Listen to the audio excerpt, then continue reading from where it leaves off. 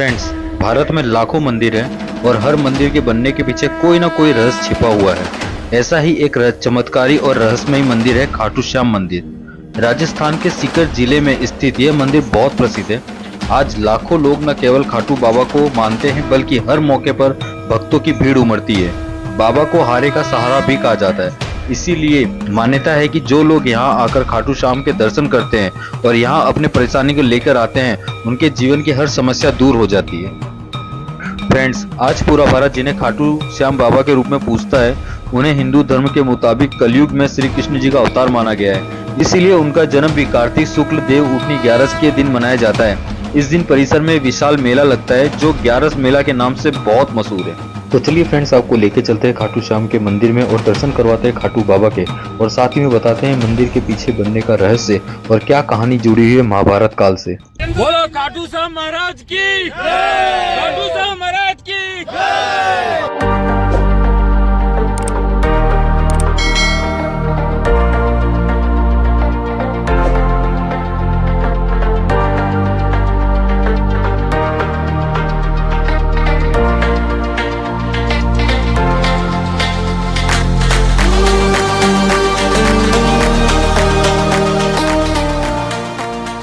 तो hello friends, अभी हम लोग पहुंचे हैं खाटू श्याम।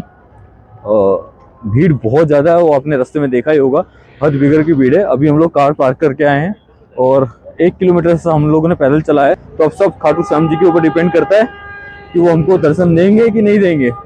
हम तो आ गए, तो चलो फ्रेंड्स अब आगे देखते हैं। तो फ्रेंड्स, आप ये देख सकते हैं खाटू श्याम जी का प्रवेश द्वार है। खाटू श्याम मंदिर के बारे में बताया जाता है कि खाटू श्याम जी का यह मंदिर महाभारत काल में बना था। इस मंदिर का इतिहास भी महाभारत की लड़ाई से जुड़ा हुआ है। खाटू श्याम जी का असली नाम बर्बरीक था, जो भीम के पोते थे और घटोत्कच के पुत्र थे। महाभारत के युद्ध के दौरान बर्बरीक ने जब मां जगदम्बा जी की घोर तपस्या करके 3 बाण प्राप्त किए, ये तीनों बाण उन्हें तीनों लोकों में विजय बनाने के लिए काफी थे। जब उन्हें पता चला कि कौरव और पांडवों के बीच में युद्ध होने वाला है, तो उन्होंने भी अपनी माता के समक्ष युद्ध में जाने की इच्छा प्रकट की। जब मां ने इसकी अनुमति दे दी तो उन्होंने माता से पूछा कि मैं युद्ध में किसका साथ दूं। इस प्रश्न पर माता ने विचार किया कि कौरव के साथ तो विशाल सेना है, स्वयं भीष्म पितामह, गुरु द्रोणाचार्य, कृपाचार्य, अंगराज कर्ण जैसे महारथी हैं, इनके सामने पांडव अवश्य ही हार जाएंगे। इसीलिए उन्होंने बर्बरीक से कहा कि जो हार रहा हो तुम उसी का सहारा बनना। बर्बरीक ने माता को वचन दिया कि वो ऐसा ही करेगा और वो युद्ध भूमि के लिए निकल पड़े।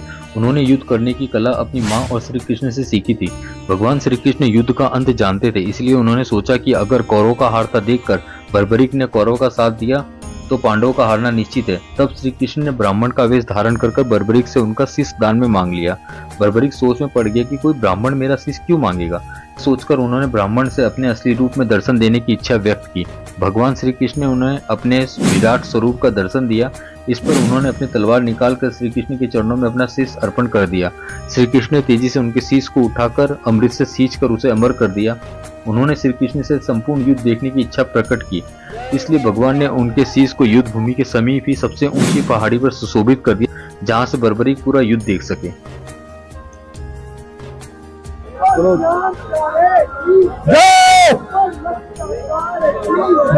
युद्ध की समाप्ति के बाद सभी पांडव विजय का श्रेय अपने ऊपर लेने लगे। आखिरकार निर्णय के लिए सभी श्री कृष्ण के पास गए तो वो बोले, मैं तो स्वयं व्यस्त था, इसलिए मैं किसी का पराक्रम नहीं देख सका। ऐसा करते हैं, सभी बर्बरीक के पास चलते हैं। वहां पहुंचकर भगवान श्री कृष्ण ने उनसे पांडवों के पराक्रम के बारे में पूछा तो बर्बरीक के शीश ने उत्तर दिया, भगवान, युद्ध में आपके सुदर्शन चक्र नाच रहा था, मुझे तो ये लोग कहीं नजर भी नहीं आए। बर्बरीक का उत्तर सुनकर सभी की नजरें झुक गई। तब श्री कृष्ण ने उनसे प्रसन्न होकर उनका नाम श्याम रख दिया और अपनी कलाएं और अपनी शक्ति प्रदान करते हुए श्री कृष्ण ने बोला, बर्बरीक, धरती पर तुमसे बड़ा दानी ना कोई हुआ है और ना कभी होगा। माँ को दिए वचन के अनुसार तुम हारने वाले का सहारा बनोगे। लोग तुम्हारे दरबार में आकर जो भी मांगेंगे उन्हें वो सब मिलेगा। कहते हैं कि एक बार मैंने किसी की किस्मत लिख दी तो उसको कोई नहीं मिटा सकता, लेकिन अगर वो तुम्हारे द्वार पे आएगा तो उसकी किस्मत भी बदलेगी। मान्यताओं के अनुसार महाभारत का युद्ध खत्म होते ही श्री कृष्ण ने बर्बरीक का शीश रूपावती नदी में बहा दिया था, जिसके बाद यह खाटू गांव की जमीन में दफन हो गया। एक दिन वहां से गाय गुजर रही थी तो उसके थन से अपने आप ही दूध बहने लगा। यह देखकर गांव वाले हैरान रह गए और यह खबर खाटू के राजा तक पहुंच गई। खाटू का राजा जब वहां पहुंचा तो उन्हें याद आया कि बीती रात सोते समय उन्हें एक सपना आया था। उन्हें सपने में श्री कृष्ण ने आदेश दिया था कि एक जगह पर जमीन में शीश दफन है, उस जमीन से शीश को निकालकर खाटू गांव में ही स्थापित करके मंदिर का निर्माण करवाना होगा। जिसके बाद खाटू के राजा ने उस जगह पर खुदाई करने का आदेश दिया और उस जमीन से एक शीश निकला। शीश के निकलते ही राजा ने उस शीश को खाटू में ही एक जगह पर स्थापित करके मंदिर का निर्माण कराया। इस तरह खाटू श्याम मंदिर अस्तित्व में आया।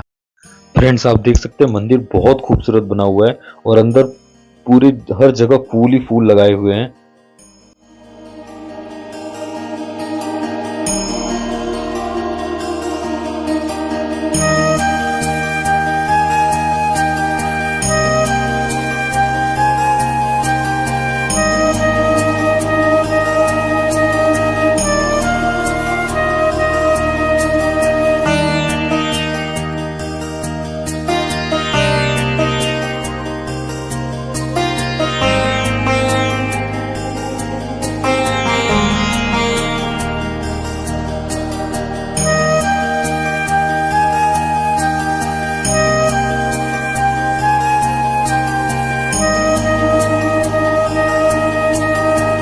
चलिए फ्रेंड्स, आपको दर्शन करवाते हैं खाटू श्याम बाबा की।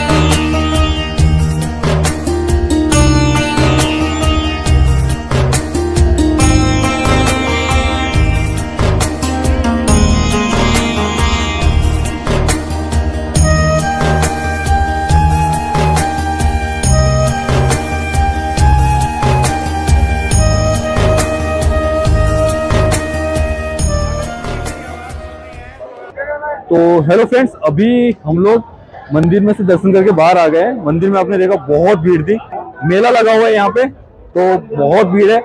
अभी आगे जाके देखते हैं। एक तो हमारी दुकान खो गई है, जूते चप्पल वाली, कहाँ रखी थी हमने, तो पहले हम उसको ढूंढे क्योंकि समझ में नहीं आ रहा है हम लोग कहाँ से आए थे और कहाँ निकले हैं। और दर्शन हो गए हैं बहुत अच्छे से, ये बात है। काफी चलना पड़ा है, लाइन बहुत। अगर फ्रेंड्स, अगर वीडियो आपको अच्छा लग रहा है तो वीडियो को लाइक करो, सब्सक्राइब करो और शेयर करना ना भूले, कमेंट जरूर करें। और अभी देखते हैं हम लोग यहाँ से, अब घर निकलेंगे सीधा।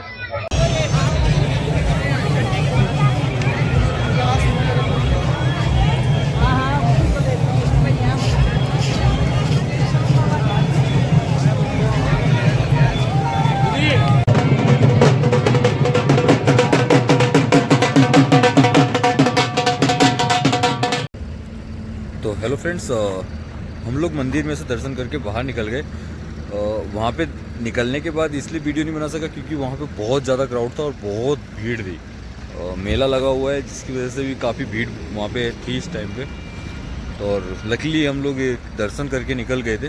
तो फ्रेंड्स, अगर वीडियो अच्छी लगी वीडियो को लाइक करो, शेयर करो, सब्सक्राइब करो। बहुत जल्दी जल्दी ये वीडियो बनी है तो देख लो कैसी लगी है, कमेंट करके बताना। तो फ्रेंड्स, मिलते हैं ऐसे ही किसी वीडियो में। तब तक के लिए छोटे बच्चों को प्यार कर, बड़ों की इज्जत के। भारत माता की जय, जय माता की जय हिंद।